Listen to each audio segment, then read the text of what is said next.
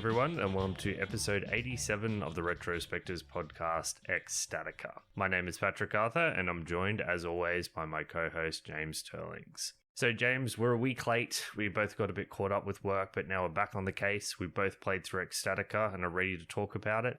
Did you find playing through the game was an ecstatic experience? When I got to the end, it sure was. I don't know about my feelings during the game. This one came to us off a very high recommend over a long period of time from one of our listeners, R2 Sinus, who pestered Patrick into submission over a couple of months until he picked this one. But he's not the only one that liked this game, apparently. I've heard all around the place that there are devoted fans of this game here and there. We actually got an enormous response on Twitter when I started posting the thing on it, which really surprised me. A lot of people apparently, this is the kind of game that's in their memory somewhere, but they don't know the name of it and never really engaged with it outside that short period in which it released. The other unfortunate aspect of admitting to being annoyed to submission is that some of my friends and people on Discord are like, this is a strategy that works. So I've had a few people start pestering with me. So hopefully this is the one and only time, but I guess we'll see what happens down the track. I've had that experience a lot, and I don't dislike it. I like, the worst thing is having to pick a game when you don't know what you want to play. It's kind of nice having a bunch of I'll just pick that because somebody wants to listen to it, right? And yeah, I'd much rather play games that do have devoted followings, because the things we usually uncover is that there's usually a reason people like these games, even if we disagree with that reason, and that means it's worth talking about one way or another. Absolutely. I imagine there'll be a lot of that this episode.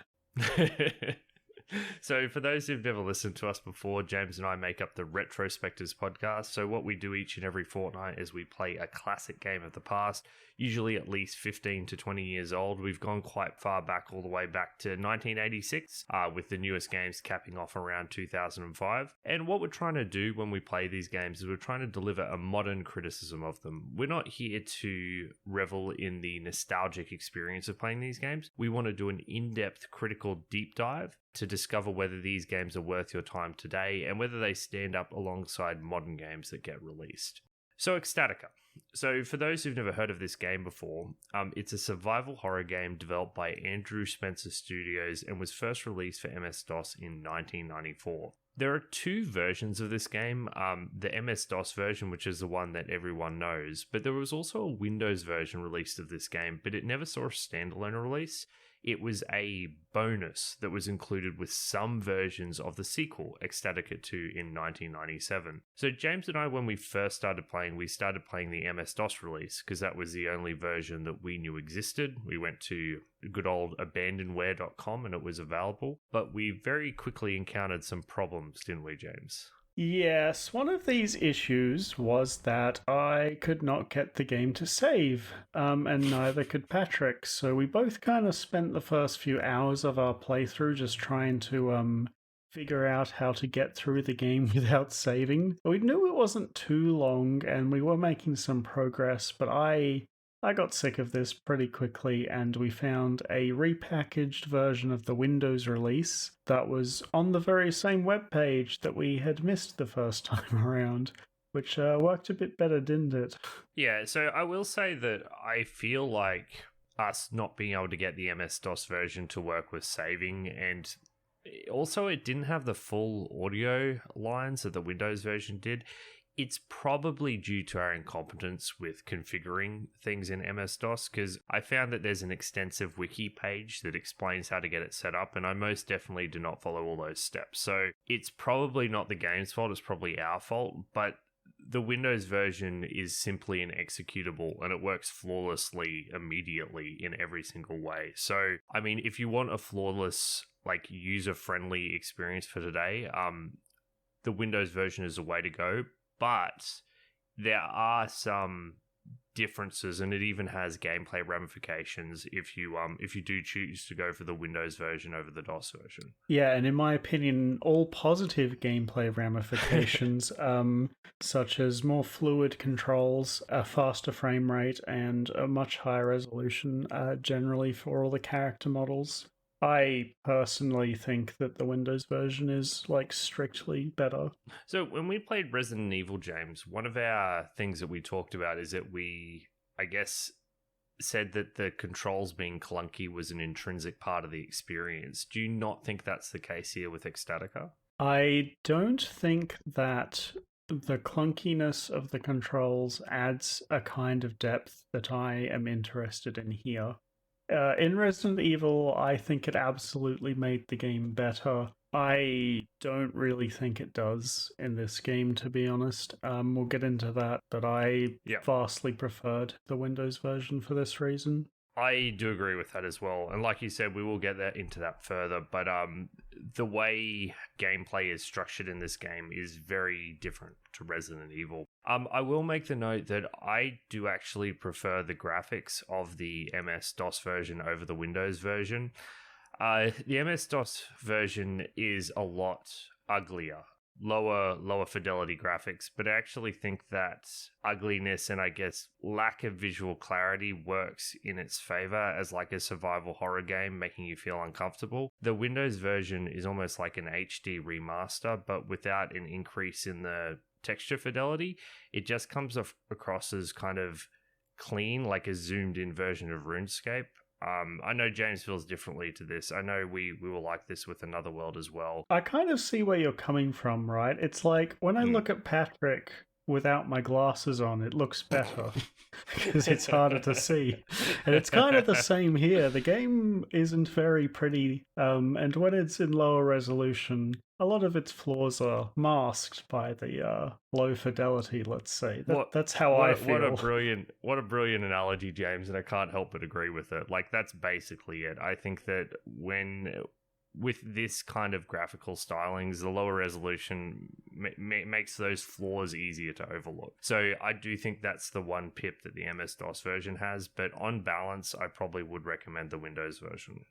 So just to give you guys a very baseline idea of what Ecstatica is, it's a third-person game with tank controls and fixed camera angles, kind of in the vein of Resident Evil. So you're moving through an environment, there are monsters to avoid and fight, there's puzzles to interact with by picking up items, that kind of thing in a fairly small location, and you'll be moving between fixed camera angles as you're moving around this village. The story is basically that you're a traveler, you've come to stop in a town for water, you go into the town and you immediately discover that things are very, very bad. Things have gone very, very wrong. There's demons running around. There's people who have been impaled on swords and are being sadistically tortured. It's not a pleasant place. The rest of the story unfolds shortly after that. It's a short story, but it's basically uncovering the events of what led to the town and maybe even doing a little bit to stop it. So with all that said, I think it's time to jump into the discussion. It's a pretty simple game, but I think that the thing that immediately strikes you when you first start playing is a feeling of being overwhelmed despite the simple premise and setup. James, what was it like your first, say, 20 minutes playing this game? Because for me, that first 20 to 30 minutes made quite an impression on me. Yeah, so the first thing that I always do with these older titles is go to the game's manual, because the game's manual for these older titles usually contains, comprehensive information and story details that these older games weren't able to convey visually. So I noticed straight away that the manual was quite short. Basically, there was a page that had the game's controls, a page that, recounts the setup that you're already shown at the beginning of the game, and then, a little bit of text that says, good luck, you'll need it, basically. And right from the get-go, even before I had opened up the game, I was apprehensive. Like, the moment I read through the controls, I was like, what am I getting myself into, right? Because you open up the control page, and immediately the first thing you notice is that all the controls are on the numpad. It's like 8 to move forwards, 2 backwards, 4 to turn left, 6 to turn right, 5 to duck or dodge, whatever that means. And then the weird part starts, showing, which is you press 7 to use your left hand, 9 to use your right hand, 1 to pick up with left hand, and 3 to pick up with right hand, which was giving me some very, I guess, Space Station 13 vibes of clunkiness. That was It's not too far off, is yeah, it? I was like, oh, that's interesting. And then the second part of the controls is that your character has variable speed, and you can change your speed. And how you do this is with the function keys F1 through F12, with every single one being a different speed, from, sneaking on F1 to sprinting on F12, with a linear scale between them. So right off the bat, I was like, what the hell is this control scheme? And that feeling was definitely, validated when I got dropped into this town and was immediately met with a bit of combat against a little imp, which I, awkwardly struggled through, and that wasn't too bad. And then I proceeded to run into big demons that would kill me immediately.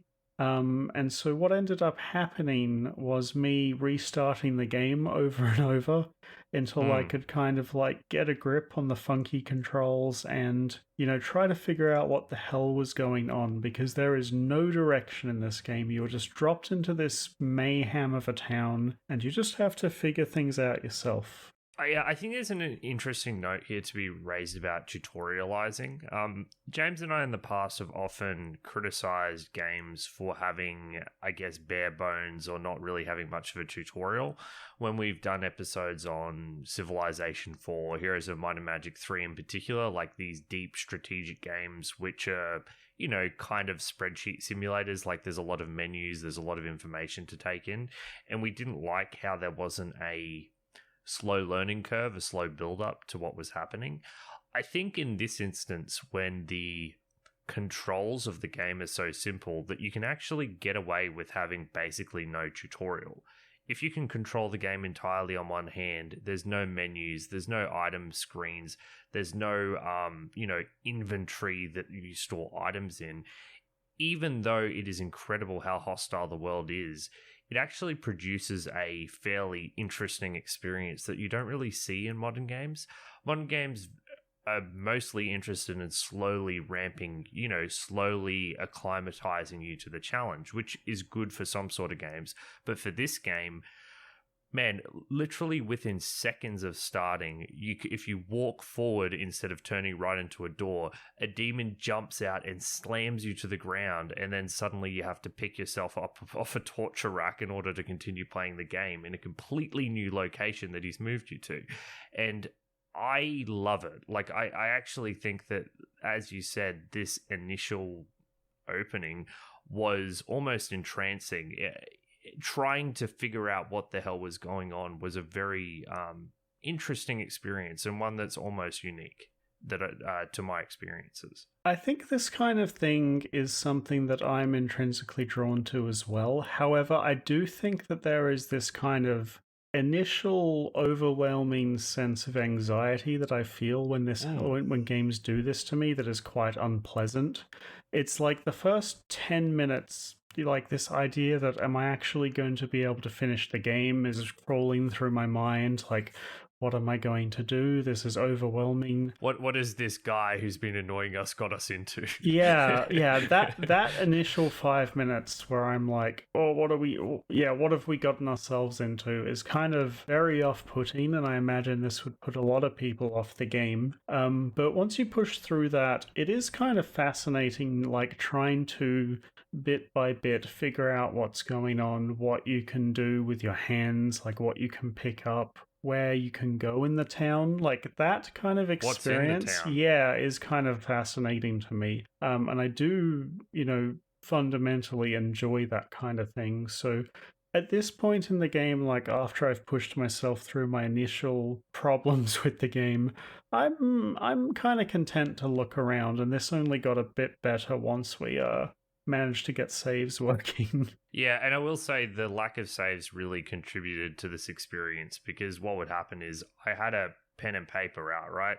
And I was wandering around taking notes, like, oh, there's an item here. Oh, if I get this teddy bear, I can, give it to the little girl in the barn. I was writing it all down because every time I sat down to play some Ecstatica, I was starting from the start. So yeah, I've got to say I kind of enjoyed this initial experience, but James, the more I played, once I got over this initial hump, once I started to, I guess, learn the layout of the town, I have to say the worse and worse I found the experience. Yeah, I have to agree with that as well. Basically, what you said about the game, being a bit simpler to control in order to, allow you to get acclimatized to the experience. What I kind of want out of an experience like this is for it to start out pretty simple, and from the tasks that I need to be completing, pretty easy, and then have a bit of added depth that I, wasn't aware of added to the game over time. Like a good example for this is the hands system. When I saw this in the controls, I was like, okay, there's going to be all sorts of weird stuff that I can use using my left hand and my right hand, like in something like Space Station 13, which has like a ton of depth behind its hand system.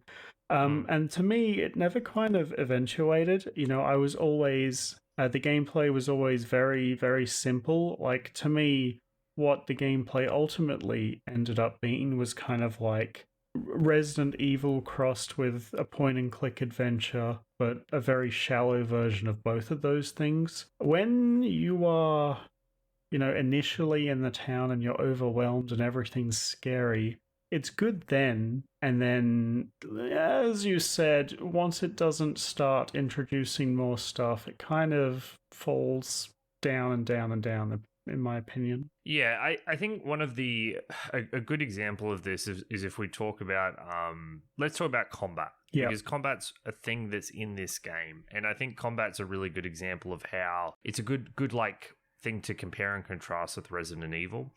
So in this game, combat is monsters chase you. They chase you for a while, and then I think once you've left their area or once you've gotten further away enough from them, they despawn.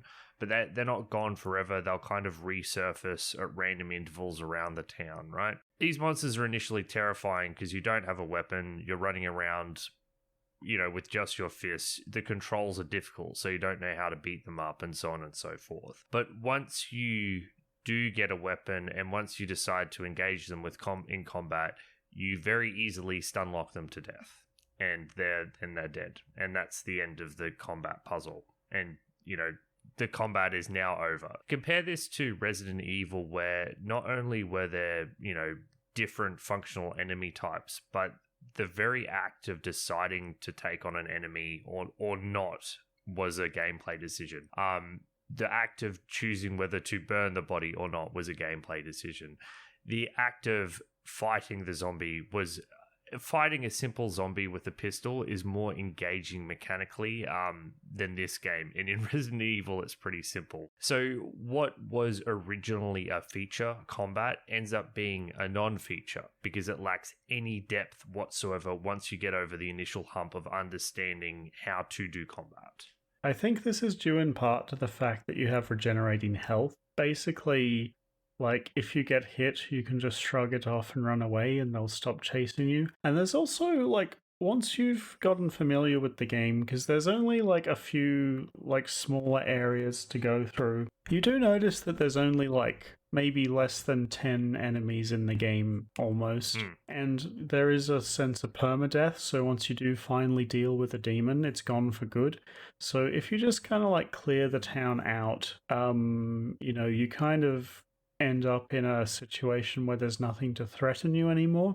There is one very persistent enemy that has a lot of health that is basically impossible to kill until the very end of the game. You're talking about like the werewolf sort of, I don't know what it was, but yes, the first enemy. The very first enemy, yeah. I didn't even kill him because I tried for a long time hitting him with a mace like for 5 minutes. I'm like, this is ridiculous. I'm not doing this anymore. Yeah, that's what happened to me as well. I just like restarted the game because he took forever.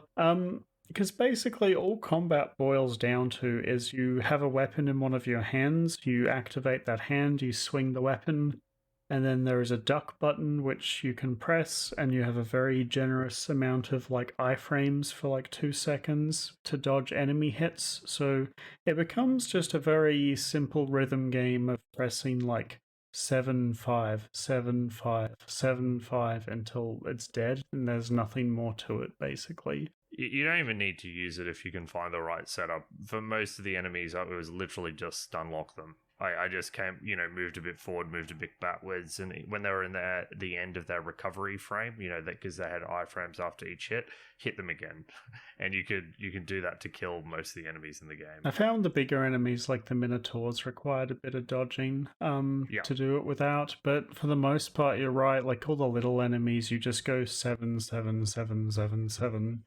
And if they get a few hits in, doesn't matter, your health will regenerate. So this kind of like hostility that the game did a really good job of introducing early kind of goes down the drain. There was another point I wanted to raise about the hostility. I thought that there's a lot of like red herring items in the game I found that kind of trick you, because you're kind of just running around trying to find anything at the start of the game, like a weapon. There was the armor. Yeah, the armor. This was like my favorite part of the whole game. So there's just like a troll. Yeah, it's such a troll. So you find a weapon on the ground, and then right next to it on the wall is a suit of armor. So you get the weapon, and then immediately you're like, sweet, I'll put the armor on. So you put the armor on, and immediately notice that it's very heavy, and you can only like walk extremely slowly. And I hadn't realized the point of this at the start of the game, but there are these little rocks on the ground that if you walk into them, they trip you. At some point, I tripped on a rock in the armor, and my character could not get up off the floor, and I was forced to sit there until an enemy came and killed me. And you have to remember, like, we were playing without saves, so when we died, it was back to the start. The same thing happened to me. It's very funny. It's very funny. Like, I liked stuff like that. Like, that part of the game was really funny. Yeah, it reminds me a bit of Another World, because everything in that game is trying to kill you in one false step. And I mentioned on that episode that it was something that I quite liked, and I wish it had been done in a different context. I'm not sure if this is the winning context, but I have to say that aspect of this kind of school of game design still really intrigues me. And yeah, I really liked when Ecstatica did it. Yeah, and there is, like, while we're still in maybe first impressions territory, we usually gloss over graphics because, Patrick and I aren't very good at articulating how good... And, you can just look at a game and decide whether or not you like it. It's a bit different for gameplay and story, I think. But for this game, a large portion of my initial impressions were characterized by my feelings on the visuals, which they are completely hilariously bad. So Ecstatica's visuals are kind of built upon this idea that the creator thought it would be a really cool idea to create all of his characters with spheroids rather than polygons. So every character basically looks like he's made out of balloons. It's kind of ridiculous, especially in this, this context of this super violent demon uprising in the town. I found it impossible to take anything seriously in this game. There was these scenes where this demon was stabbing a guy to death, and I just could not stop thinking about how funny the character models look. Like, multiple times over the past fortnight, I sent screenshots to my friends, and we laughed together at how silly it looked. It was... I cannot take this game seriously. Its visuals are just too outrageous. It's unreal. See, it's interesting because I agree with you in terms of its character models. They look stupid, but I do think that this game is a testament to just how damn good making games with fixed camera angles can look. Because I do think there are some artfully composited shots in this with, people being stabbed and tortured and everything.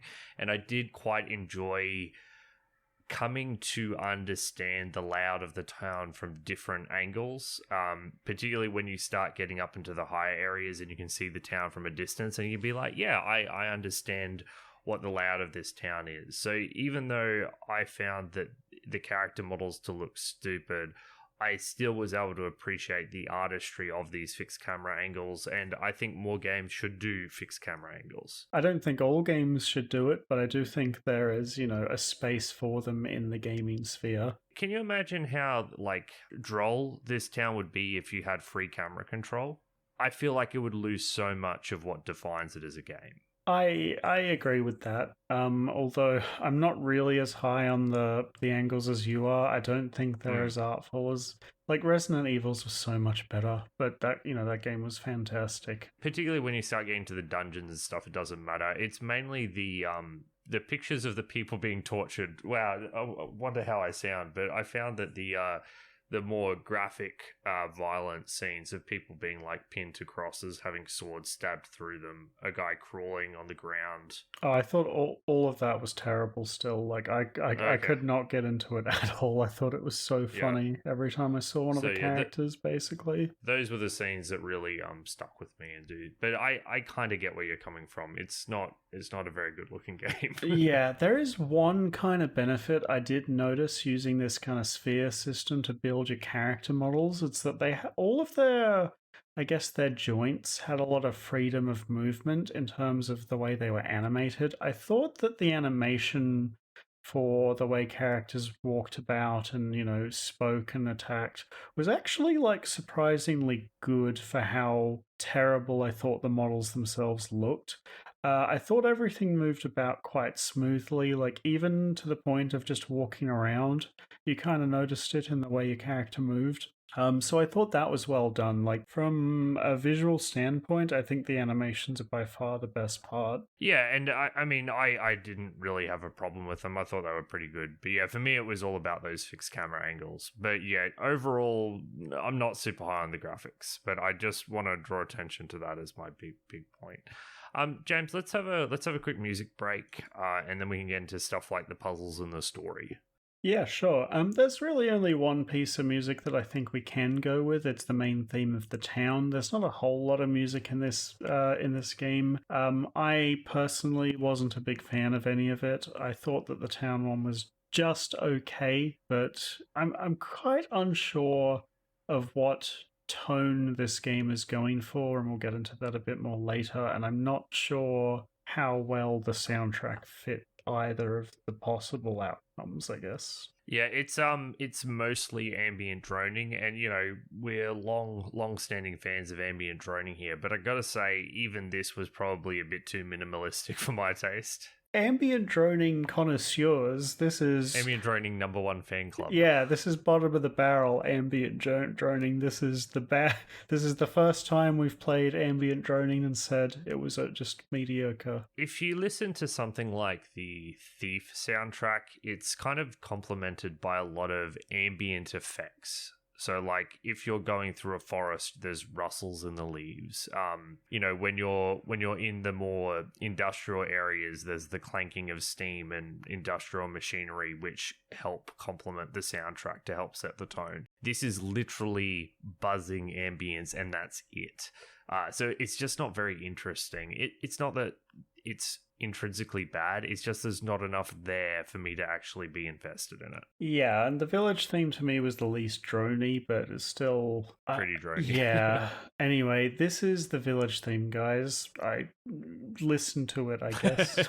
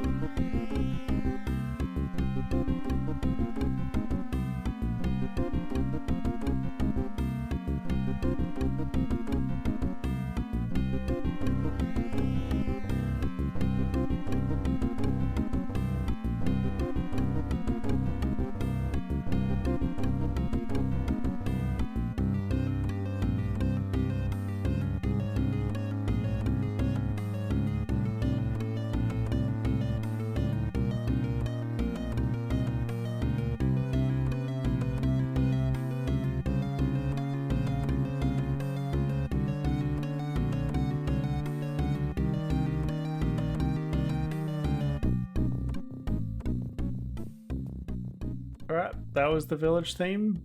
It was one of the songs in the game. What a ringing endorsement. So before we went to break, James, you mentioned something about the inconsistent tone. So I think it sounds like you're edging into a discussion of the story there. Yeah, so I am very confused about what this game was going for tonally. Like, was it supposed to be like a bit dark and gritty? If you look at the game art for the cover, it looks like classic like 80s 90s fantasy Pulp art, novella yeah. cover, right? Yeah, and it looks almost a bit like The Witcher is what the vibes I get from it. And then, the subject matter of the story is people being impaled and tortured by demons, people being possessed, that kind of thing. And then you've got this really goofy, bright, cartoony art style, some very odd inclusions in the story, and it was just kind of all over the joint for me. I couldn't tell whether it was trying to be dark and gritty or, a fever dream, basically. Well, it felt like it was primarily dark and gritty, but then they kept undermining it with some goofy jokes.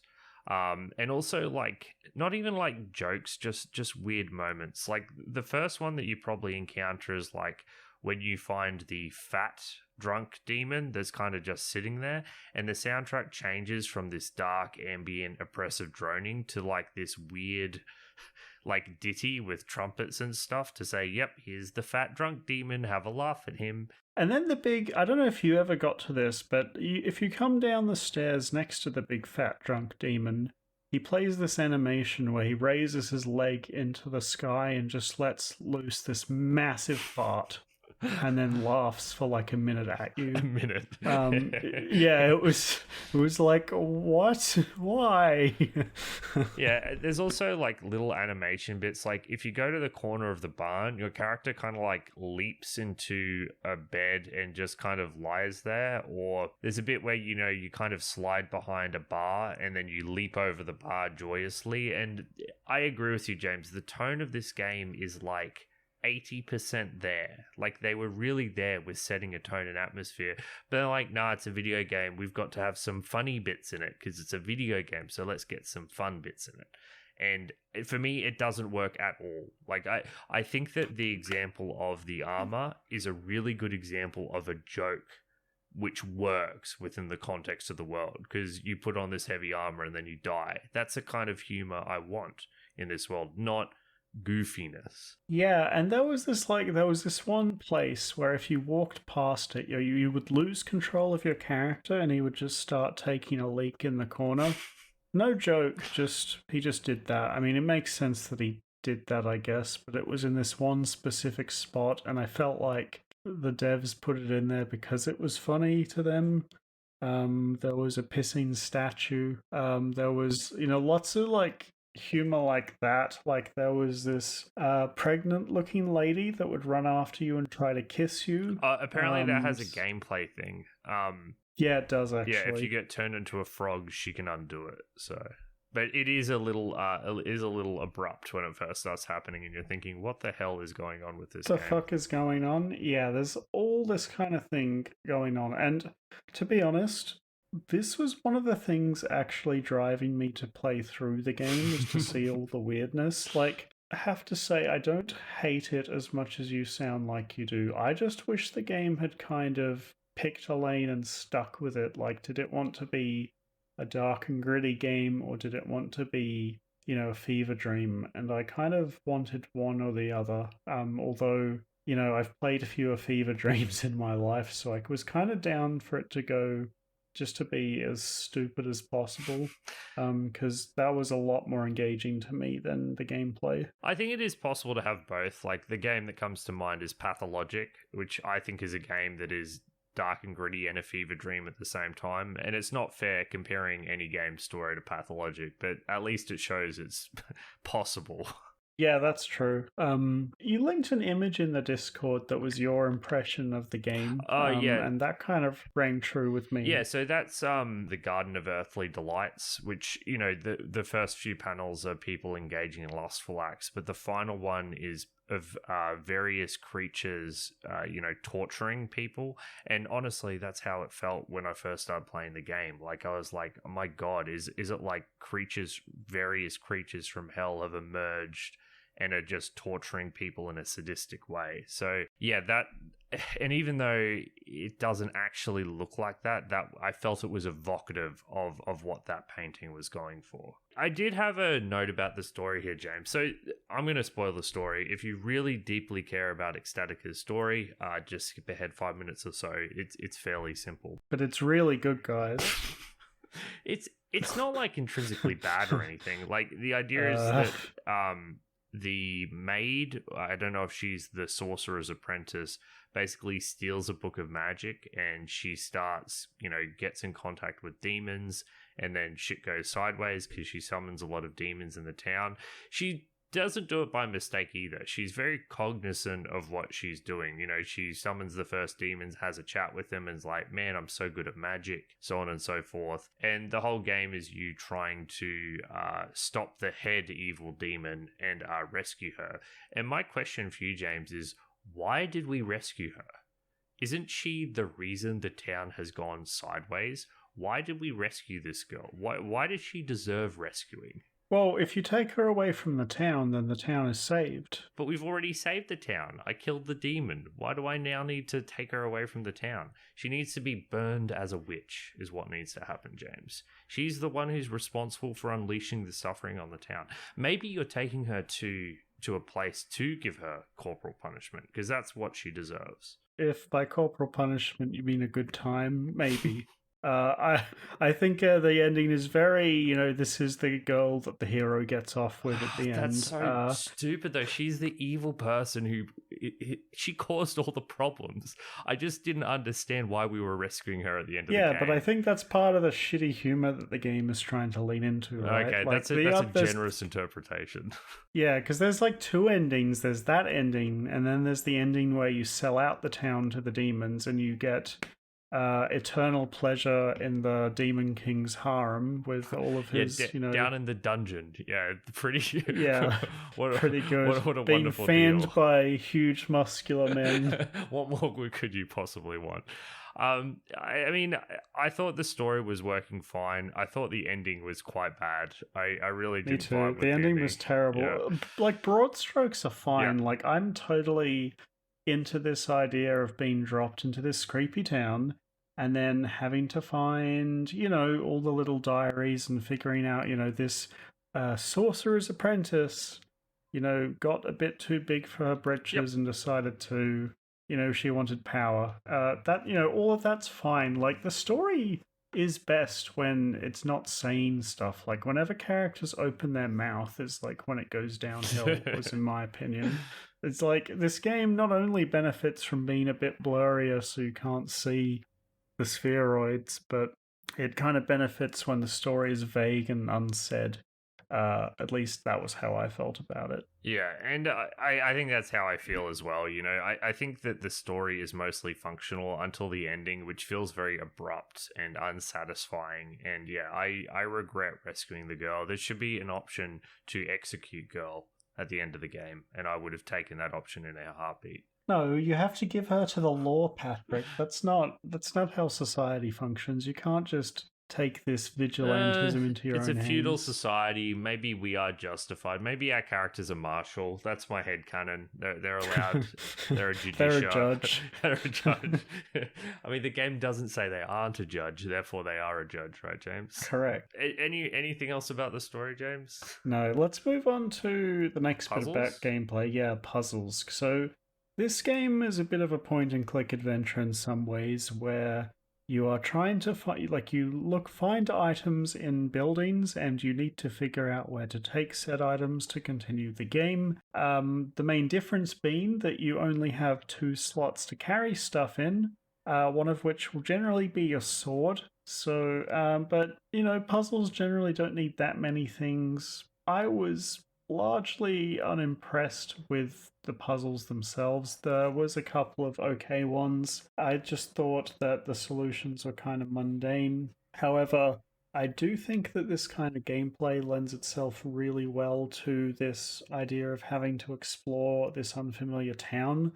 So, from that point of view, I do think it fit the game and made it better. Yeah, I think that once again, the comparison here of games we've played to draw is definitely Resident Evil, because the puzzles, if anything, are simpler than Resident Evil. It is still a lot of find item, use item, and slot kind of thing. But the thing that made the puzzles in Resident Evil interesting is that there was gameplay tension in actually getting them done, because puzzle items took up an inventory slot. So the game still has that same feeling of, once again, in that first hour, really, when you're exploring the town, you'll find an item, you'll be like, okay, this is an item that will probably be useful in some fashion at some time. But you have fewer slots in this game. Yeah, you do, right? But you don't. In Resident Evil, I guess it was based around save rooms. So you were doing runs from the safe rooms with, and you had to decide what gun to carry, whether to carry ammo, whether to carry healing items, how much room you'd have for puzzle items. With this game, I kind of solved the combat puzzle, killed everything. Then not the Minotaurs, but I killed most of the things in the town. And then I, made a note of where every item in the game that I could access was. And then I went to those items and, chucked them in the magic potion blender or made a note of it for later.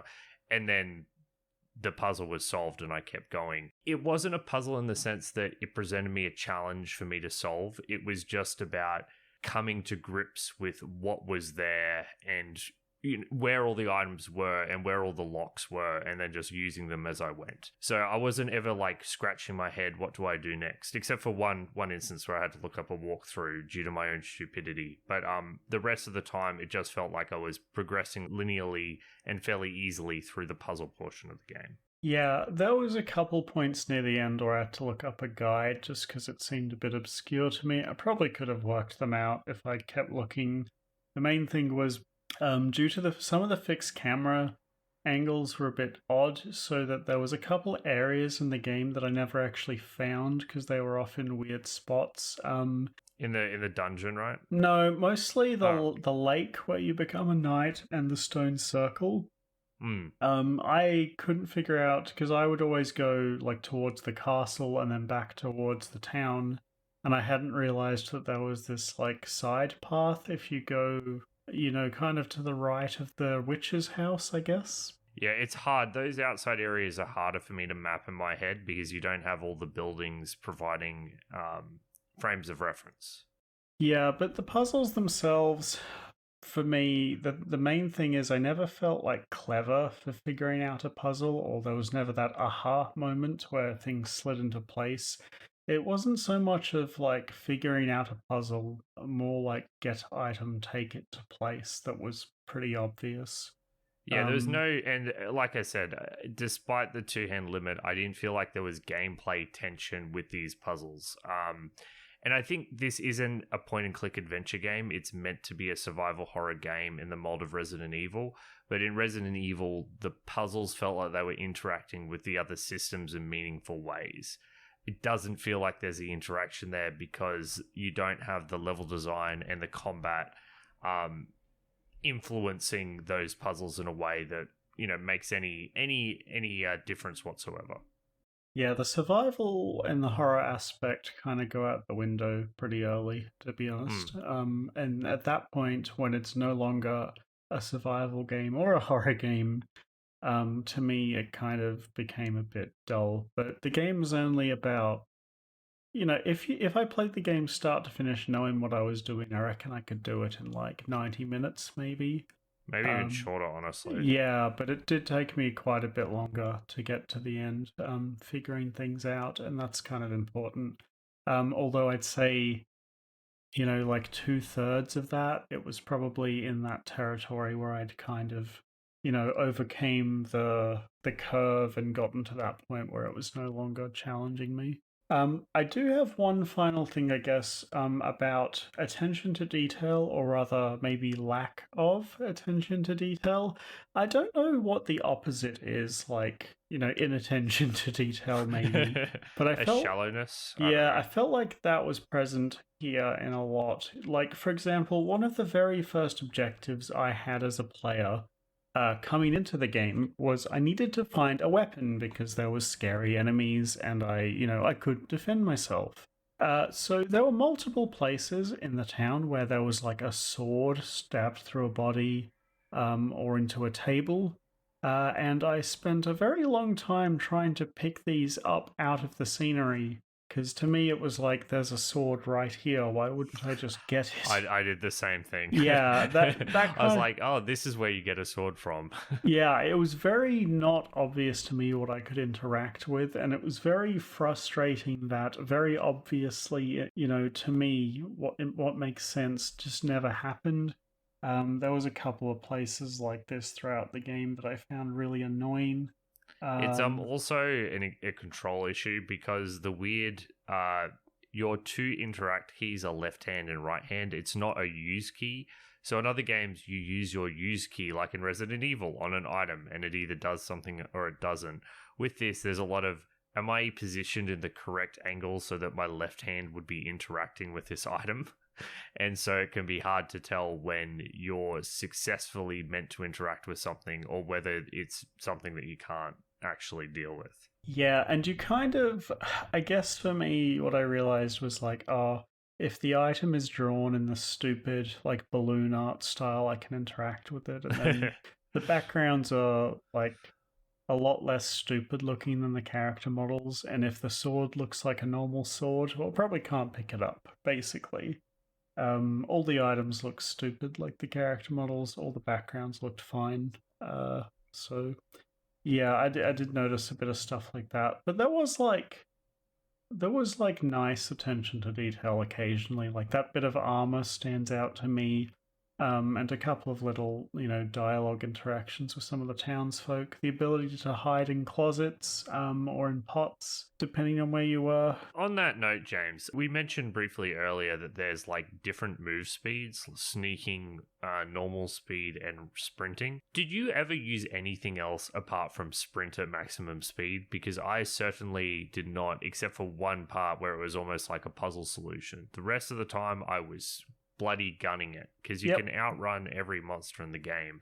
And I think it's an example of they put in this system of different move speeds, but they didn't ever really give you a reason to engage with it. I don't know why you'd ever choose to sneak past a monster versus sprint past them when you can lose a monster after a couple of screen transitions anyway. Yeah, it almost just feels like it's there to trick the player. Like I spent a while trying to sneak past things at the start of the game, only to realize it was pointless, and then just hit F12 and never looked back.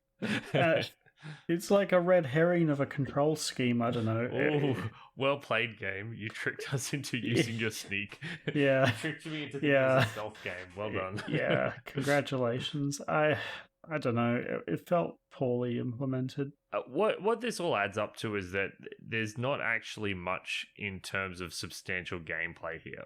Once you get past that initial feeling of the world being against you and panicking and running through screens and not knowing where you are, once you start to get to grips with the world and how it works and how the combat works, you don't have much of a game left at all. It becomes kind of like a linear puzzle adventure, and it's a linear puzzle adventure that isn't supported by the characters and dialogue that you might find in other point and click adventure games like Monkey Island or, even something like Leisure Suit Larry. Sounds like we're about ready to wrap up, hey? It kind of does, doesn't it, James? Well, I've spoken a bit, so how about you tell everyone what you think of Ecstatica and whether people should play it today? So, despite all of my negativity surrounding Ecstatica, I don't actually hate the game. In fact, I did have a bit of fun with it during the first, hour or so of the experience. I think that there is a lot of value to be had laughing at the awful graphics, even though maybe that isn't intentional. I got a lot of pleasure out of that over the past couple of weeks. Maybe some people will, not think this is funny, but I thought it was hilarious. I do really enjoy the intrinsic idea of being dropped into an unfamiliar situation and just having to figure things out. There's something inherently enjoyable about that if you can push through the initial, feelings of anxiety that comes with that. Unfortunately, I don't think that Ecstatica is a game that I can recommend at all to people.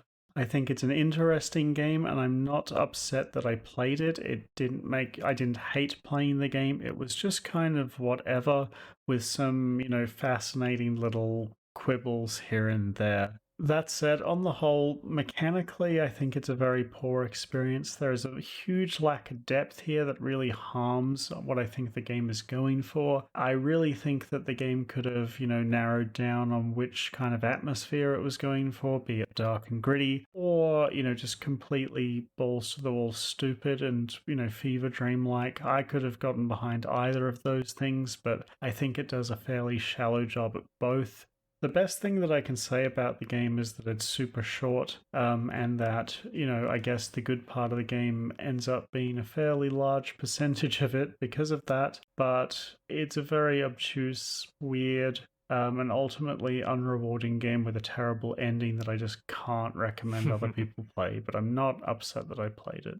Yeah, I think you and I are mostly on the same page with this one, James. I can't recommend Ecstatica either. There's just not enough here, substantially. One of the reasons it's been a bit of a struggle to talk about stuff like the combat and the puzzles and everything, because there just really isn't much here. You're kind of just going through the motions, and once you understand how the combat works, once you get to grips with the layout of the map, the game almost plays itself. So even though I do think that the hostility of the world is interesting and intriguing, even though I do really like the fixed camera angles and the presentation of the world, I just don't think there's enough gameplay here to make this an enjoyable game. And compared to the survival horror games we've done so far for the show, it's really just not a very good game.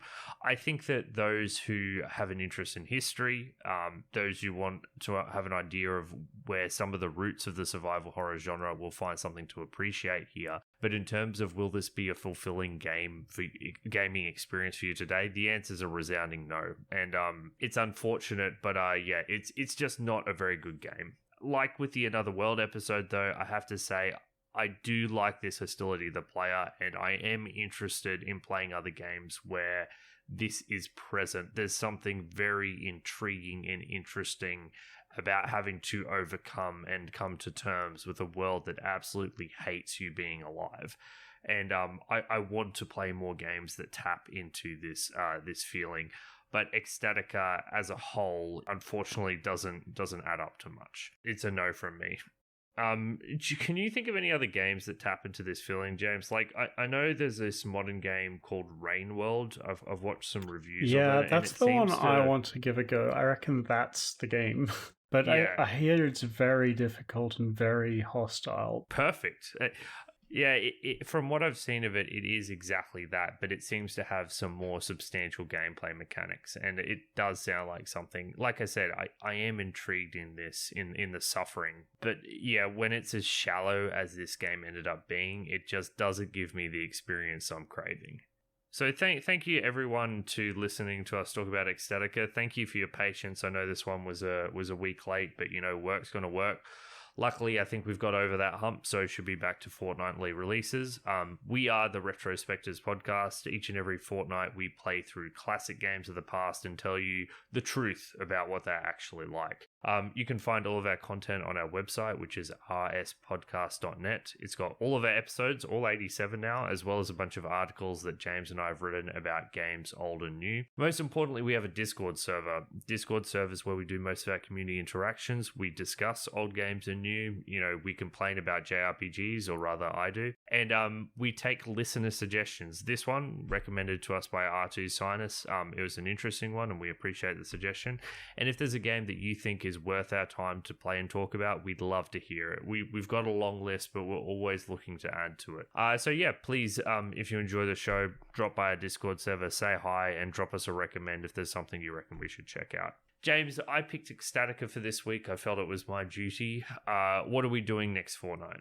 Yeah, I was trying to figure out what to play, and then I realized that I had been playing a lot of Mushihime Sama again, even though we covered that game in February. I just keep coming back to this one because I find it so damn enjoyable, and I realized I really haven't played enough shoot 'em ups, and we did one not too long ago, but I want to do another. We've done enough stealth games and shooters and 3D No, we haven't. platformers and shut up. I want to play a second shoot 'em up. So last time we did one, I think we probably went into the deep end pretty quick. And one of Patrick's big things was that we wanted to play a game that wasn't so high score focused, maybe less intense gameplay wise. So a friend of mine showed me Tyrion 2000, which looks to be right up the alley. It looks to be about 7 to 10 hours long.